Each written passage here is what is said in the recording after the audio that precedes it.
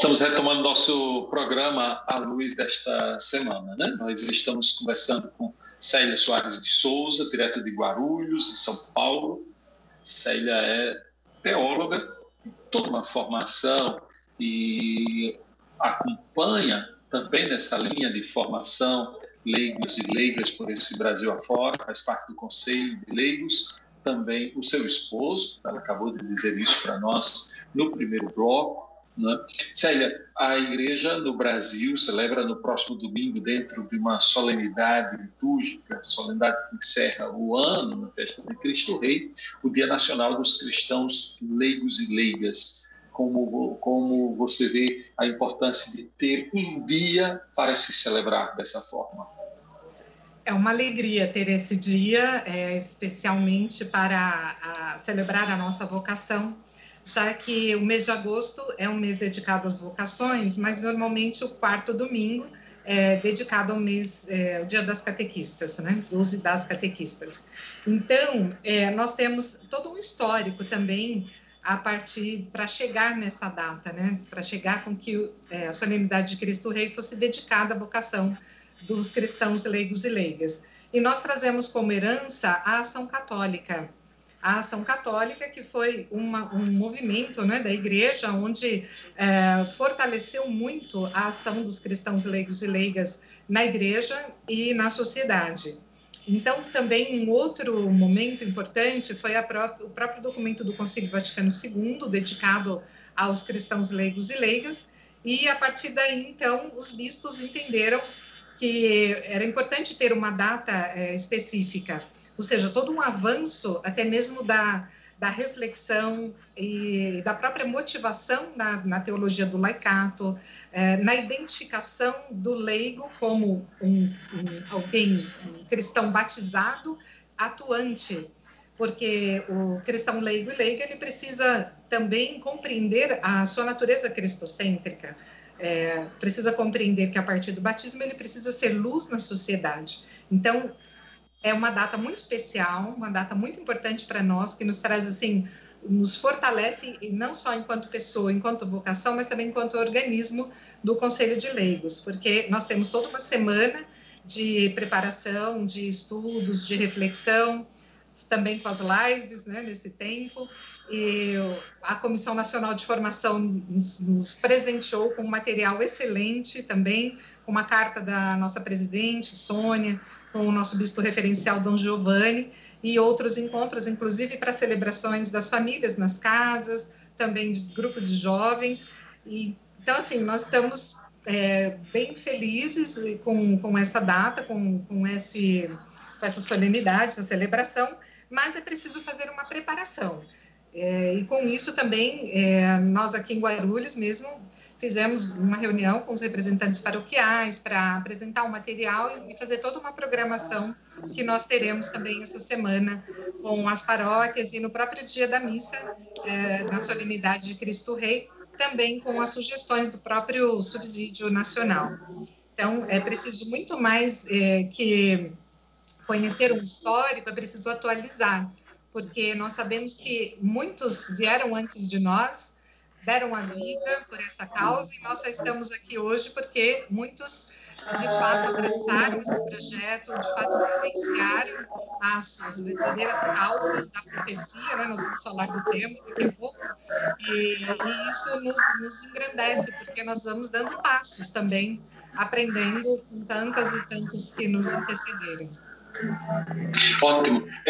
Esse ano a escolha é muito feliz, claro, cada ano um tema bonito, com um lema, né? Testemunho e profecia a serviço da vida, com o lema Eu vos chamei a serviço da justiça, né?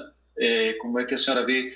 Eu vou coligar de imediato esse tema, por exemplo, a todo um trabalho que se deve voltar, né? E a senhora já falou nisso, seu esposo voltado para as pastorais sociais, né? Quais seriam os grandes desafios que, como leigos, vocês enfrentam nessa perspectiva da construção de um mundo mais justo e solidário?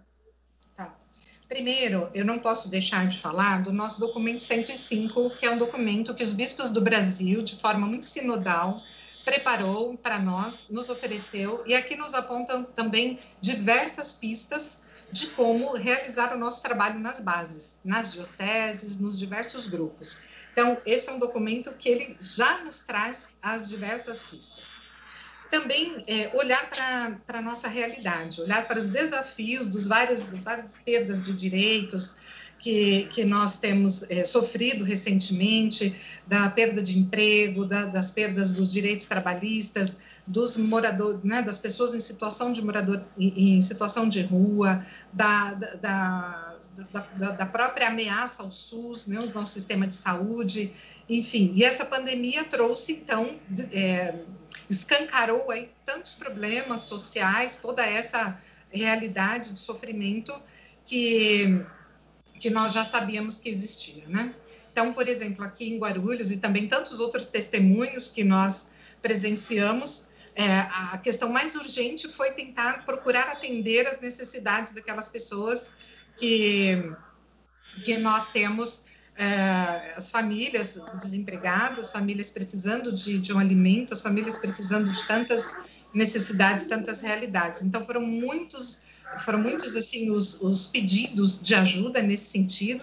O Conselho de Leigos aqui em Guarulhos se mobilizou muito nesse sentido de ir ao encontro, essa proposta de uma igreja em saída.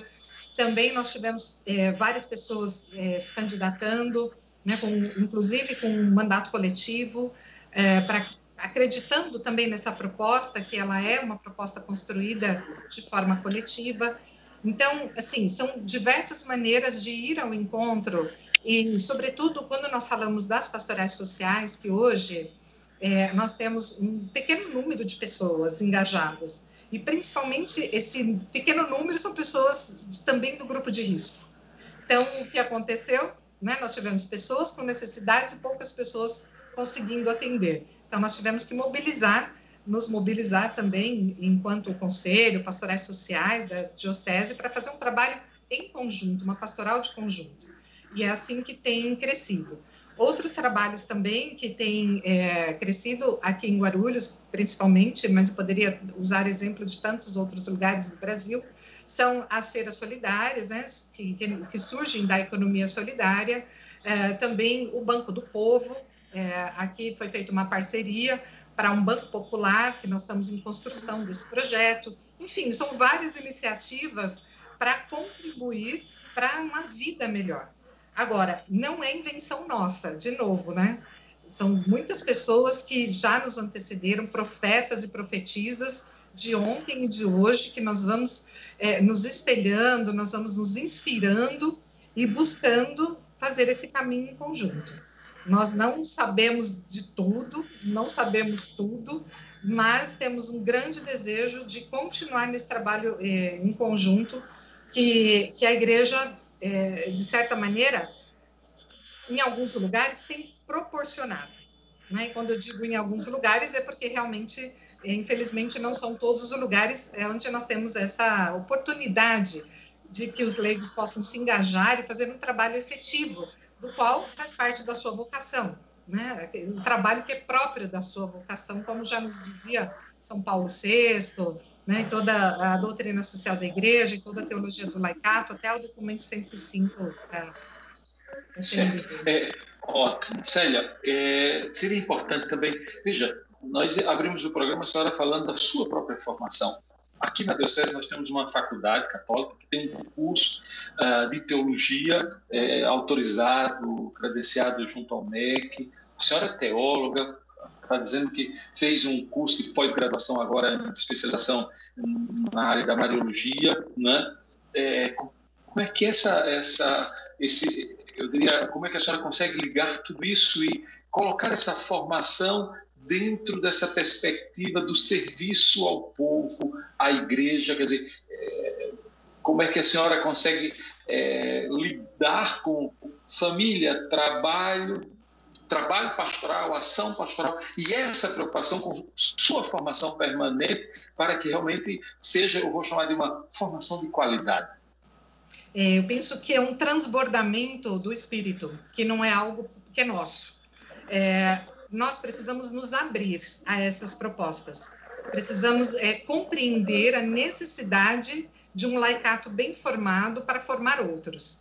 Então, assim, para mim, a minha vocação foi despertada muito cedo, nesse sentido, nessa linha, nessa busca de formação. Então, eu investi, fui buscar outras pessoas que pudessem investir também na minha vocação, na minha formação, mas eu penso que, primeiro, precisa ousar, precisa se reconhecer como sujeito eclesial, com a necessidade de uma boa formação para poder, de fato, ocupar esse campo que é nosso, junto com todas as outras vocações da igreja. Não podemos negar isso, não podemos colocar um balde, um copo, uma bacia em cima disso e apagar. Jesus disse que a luz tem que estar iluminando todos os espaços. Então, eu penso que um laicato bem formado, cristãos leigos bem formados, também vão iluminar a igreja e a sociedade, nesse diálogo fraterno, nesse diálogo assim, de quem realmente quer construir uma sociedade nova e colaborar com Jesus para que o reino de Deus aconteça, como fez Maria, né? Ela colaborou também com Jesus, com Deus, no projeto de Deus, para que Jesus viesse para nós, no nosso meio. Então, para mim é isso, é esse despertar. Ótimo. Nós vamos, assim, para mais um rápido intervalo. Próximo bloco, a gente continua essa boa conversa, que eu vou provocar um pouquinho sobre o papel do leigo como candidato em eleições, mas isso ela me responde, Célia Soares responde daqui a pouco, no próximo bloco. Você continua ligado aqui conosco.